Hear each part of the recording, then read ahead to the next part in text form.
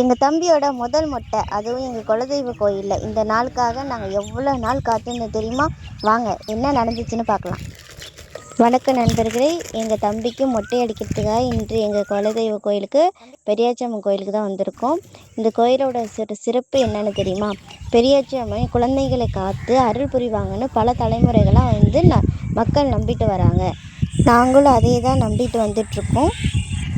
மற்ற ஊர்லலாம் எனக்கு எப்படின்னு தெரியல, ஆனால் டெல்டா சைடு பார்த்திங்கன்னா, இந்த மன்னார்குடி, தஞ்சாவூர் இந்த சைடு பார்த்திங்கன்னா வச்சுங்க, குழந்த பிறந்தோடனேயே பெரியாச்சி அம்மனுக்கு தான் அந்த 16ங்கிறது கும்பிட்டுட்டு மற்ற சாமிங்களுக்கு தான் மீதி எல்லாமே ஆரம்பிப்பாங்க. ஏன்னா அது குழந்தைங்களையும் கர்ப்பிணி பெண்களையும் காக்கிற தெய்வங்கிறதுனால அதுக்கு தான் ஃபஸ்ட்டு ப்ரியாரிட்டி கொடுப்பாங்க நம்ம ஊர் சைடெல்லாம்.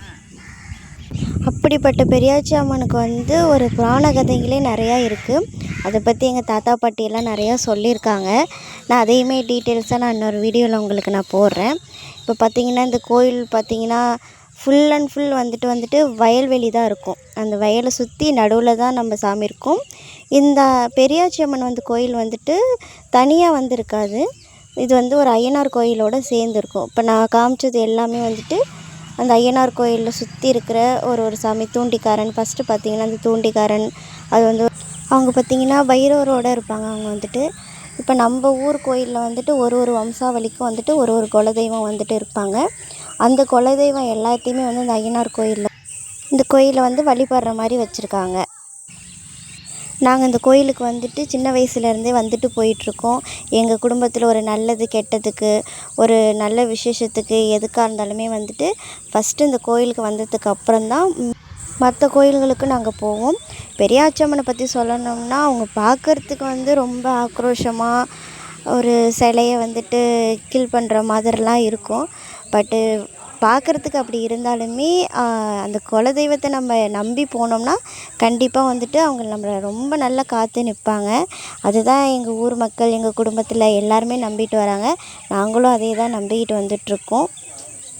என்னடா பெரியாச்சம்மன் பற்றி சொல்லிகிட்டே இருக்கீங்க, பட் அவங்கள காமிக்க மாட்டேங்கிறீங்க, அந்த சிலையை எங்கள்கிட்ட காமிக்க மாட்டேங்கிறீங்கன்னு நினைப்பீங்க. இப்போ அடுத்தது நம்ம அங்கே தான் போகிறோம். வாங்க பெரியாச்சம்மனை இப்போ பார்க்கலாம். பார்த்திங்கன்னா இவங்க தனியாக தான் இருப்பாங்க. ஏன்னா இவங்க கொஞ்சம் பயமுறுத்தி விடுவாங்க அப்படின்னு சொல்லுவாங்க. பட் அப்படியெல்லாம் கிடையாது. நான் பார்த்த வரலையும் பார்த்திங்களா, இதுதான் எங்கள் குலதெய்வம் பெரியாச்சி அம்மன் கோயில். எப்படி ஒரு சிலையை கீழே மிதிச்சிட்ருக்காங்க பார்த்திங்களா. இன்னும் ரொம்ப ஆக்ரோஷமாக இருப்பாங்க. அந்த சேலை மடிச்சிருக்கிறதுனால உங்களுக்கு தெரியல, ஒரு பெண்ணை மடியில் வச்சுட்டு அந்த குழந்தைய உருவுற மாதிரி இருக்கும். அது ஒரு அசுரனை கீழே காலில் மிதித்து கொல்கிற மாதிரி இருக்கும். அது பார்க்குறதுக்கு ரொம்ப ஆக்ரோஷமாக இருந்தாலும் குழந்தைங்களை பாதுகாக்கிற ஒரு சக்தி வாய்ந்த சாமின்னு சொல்லலாம். இதுக்கப்புறம் பார்த்திங்கன்னா அதுக்கு நேராக போனீங்கன்னா நம்ம ஐயனார் சாமி உள்ளே நம்மளுக்கு சரியாக தெரியாது. அந்த கருவறை கொஞ்சம் இருட்டாக இருக்கும். இதுதான் எங்கள் ஊர் பெரிய கோயில்னே சொல்லுவாங்க. இது இதுதான் ரொம்ப மெயினான கோயில். இது ஐயனார் கோயில். இந்த கோயிலுக்கு அப்புறம் தான் மற்றபடி எல்லா சாமியுமே வழிபட்டுட்டு வந்துட்டுருப்பாங்க. இப்போது 2 நாள் கழித்து வேறு இதில் திருவிழா வேறு நடக்க போகுது. ஸோ அதுக்கான அரேஞ்ச்மெண்ட்லாம் கொஞ்சம் போயிட்டுருக்கு. இது நம்ம எல்லா சாமிக்குமே வாங்கிட்டு வந்த மாலையெல்லாம் இருக்குது. ஸோ இனிமேல் தான் எல்லா சாமிக்குமே மாலை சாத்துறது எல்லாமே பண்ணுவாங்க. அதுக்குள்ளே எங்கள் குட்டீஸ் பார்த்திங்கன்னா என் பின்னாடியே சுற்றிட்டு அப்படியே வந்துட்டாங்க. நான் சாமியை பார்க்கும்போது அவங்களும் சாமியெல்லாம் பார்த்துட்டு வந்துட்டாங்க. இது நம்ம பெரியாச்சி அம்மனுக்கு படையல் போடுவோம் இன்றைக்கி. ஸோ அதுக்காக அந்த கொழுக்கட்டை அப்புறம் இந்த தட்டை எல்லாமே செய்வாங்க. அது என்னென்னங்கிறது எனக்கு தெரியலை சரியா. இது எங்கள் அத்தை தான் செஞ்சிட்ருக்காங்க. அவங்க செஞ்சு முடிச்சதுக்கப்புறம் தான் என்னென்ன பண்ணியிருக்காங்கங்கிறது நம்மளுக்கு தெரியும். இப்போ வேலை ரொம்ப மும்முரமாக போயிட்டுருக்கு. நம்ம அப்படியே சுற்றிட்டு வந்தாச்சு. பார்த்திங்கன்னா ஃபுல்லாக பார்த்திங்கன்னா உங்களுக்கு தெரியும், அழகாக இருக்கும். வயல், மாடு, பக்கத்துலேயே வாய்க்கால், அப்படியே சுற்றி பார்த்திங்கன்னா கொஞ்சம் தூரத்தில் தான் வீடு தெரியும். மற்றபடி ஃபுல் அண்ட் ஃபுல் வயல் தான். கொஞ்சம் கொஞ்சம் தான் தெரியும் உங்களுக்கு. அப்படியே உள்ளே போனோம்னா ஊருக்குள்ளே போகலாம். பட்டு ஐயனார் கோயிலுங்கிறது தனியாக ஒரு இடத்துல இருக்கும். அது ஆலமரம் பக்கத்தில் அந்த மாதிரி தான் இருக்கும். பக்கத்துலேயே பார்த்திங்கன்னா ஒரு குளம் இருக்குது. இப்போ தம்பிக்கு நம்ம மொட்டை போட்டுட்டு அடுத்த குளத்துக்கு தான் நம்ம போகிறோம். நான் வீடியோ எடுக்க குட்டி விஸ்கா என் பின்னாடியே ஓடியாந்துட்டாங்க. முள்ளெல்லாம் இருக்குன்னு சொல்கிறேன், கேட்க மாட்டேங்கிறாங்க. பார்த்திங்கன்னா பின்னாடியே வந்துட்டாங்க. தம்பி காலைல சாப்பிட்டாங்க, இருந்தாலும் பசிக்குன்னு சொல்லிவிட்டு குட்டி குட்டி ஸ்நாக்ஸ் மட்டும் அவங்களுக்கு வாங்கி கொடுத்துட்ருக்காங்க. நம்ம ஐயனார் கோயிலுக்கு அபிஷேகத்துக்கு கொடுத்துருந்தோம். இதுதான் எங்கள் அப்பா. எங்கள் அப்பாவும் பூசாரி தான். எங்கள் பெரியப்பாவால் வந்துட்டு அவ்வளோவா பண்ண முடியாதுன்னு சொல்லிவிட்டு அப்பாவும் கொஞ்சம் ஹெல்ப்புக்கு நின்றுட்டுருக்காங்க. இப்போ அபிஷேகம் போயிட்டுருக்கு. இந்த கருவறை வந்து கொஞ்சம் இருட்டாக இருக்கிறதுனால சரியாக தெரியல.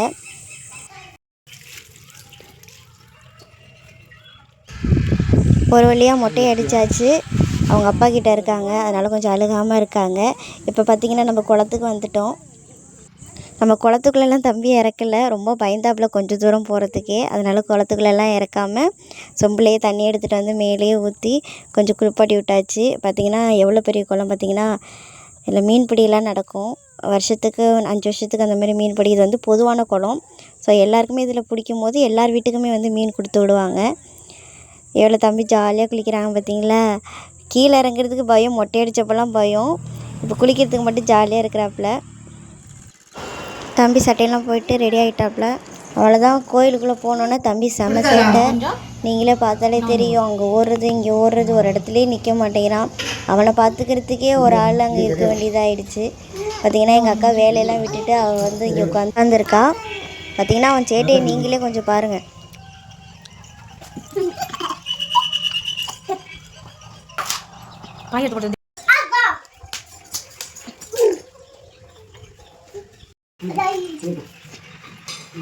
அபிஷேகம்லாம் முடிஞ்சிருச்சு. இப்போ சாமி கும்பிட போகிறாங்க. அதுக்காக தான் எங்கள் அப்பா மணியை வச்சுக்கிட்டு ரெடியாக இருக்கிறாரு. மணி அடிக்கிறதுக்கு மணி அடிக்க ஆரம்பிச்சிட்டாரு.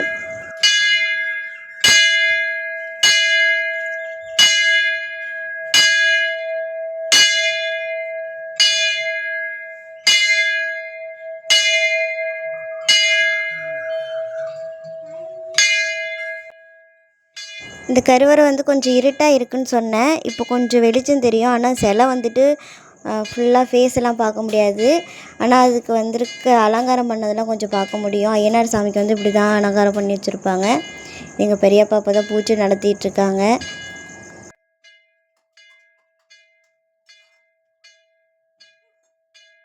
இப்போ ஐயனார் சாமிக்கு வந்துட்டு பூஜையெல்லாம் முடிஞ்சு துண்ணூறுலாம் கொடுத்து எல்லாமே முடித்தாச்சு.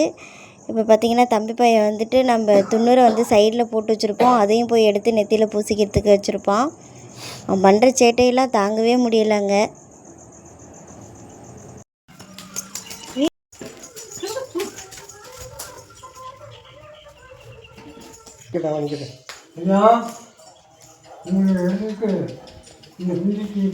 சாணிக்கியால் முடிவெடுத்திருக்காங்க.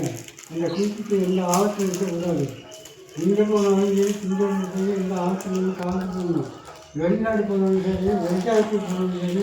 இது பூஜையெல்லாம் முடிச்சுட்டு லாஸ்ட்டாக நம்ம கையில் வந்து தாம்பூலத்தை கொடுக்கும்போது கடவுள்கிட்ட வணங்கி நம்மளுக்கு வந்து அந்த தாம்பூலத்தை கொடுப்பாங்க. அதுதான் இப்போ எங்கள் பெரியப்பா பண்ணிகிட்ருக்காங்க.